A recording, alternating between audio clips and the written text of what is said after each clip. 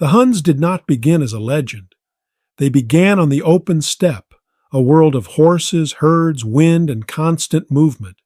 To Rome, they became a nightmare.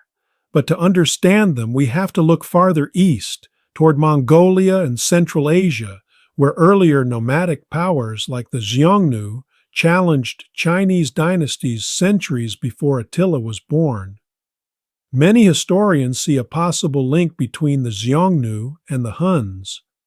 Others point to a broader mix of steppe peoples, including early Turkic groups.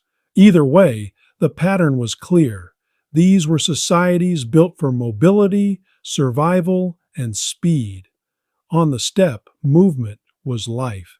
Families followed grazing lands.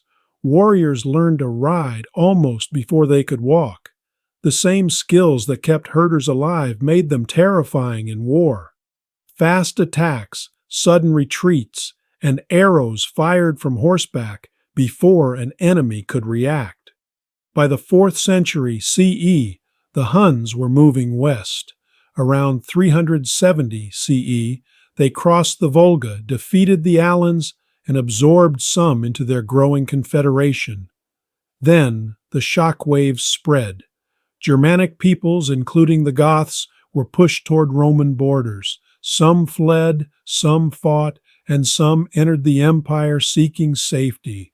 Rome was already strained, but the Huns turned pressure into crisis. This is why they were more than invaders. They were catalysts. Their movement helped ignite the migration period, reshaping Europe and weakening Roman power.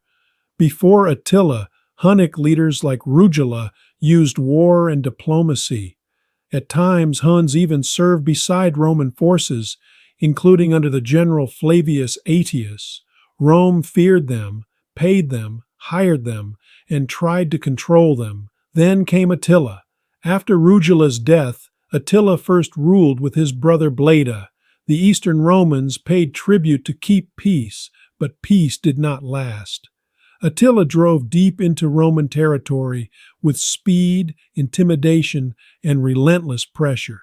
Roman writers describe the Huns brutally, but fear and prejudice shaped those accounts. Behind the insults stood a real military force, disciplined, mobile, and politically sharp. As sole ruler, Attila's name carried enormous weight. In 451 CE, he invaded Gaul, where a Roman-Germanic alliance led by Aetius stopped him at the Battle of the Catalaunian Plains. It was not the end, but it was a turning point. He then moved into Italy, threatening the heart of the Western Empire, until famine, disease, and supply problems forced him back. In 453 CE, Attila died suddenly on his wedding night. Soon after, his empire fragmented. Without him, the Hunnic Confederation could not hold. The Huns faded quickly, but their impact did not. They shifted peoples, shook empires, and accelerated the end of the ancient world.